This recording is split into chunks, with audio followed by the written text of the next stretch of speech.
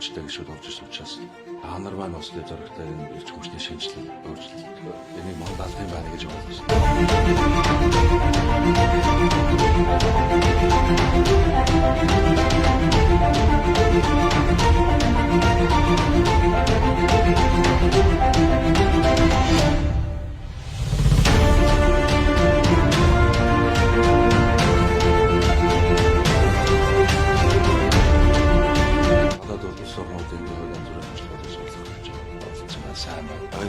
Цэцэг гишүүний одоо хасан энэ хуулийн хэсгийг бид нэр сонслоо. 8 улсын одоо бас тэр хуулийг судлаж нэлээд улс өөртөө үтсэн гэдэг нь харагдаж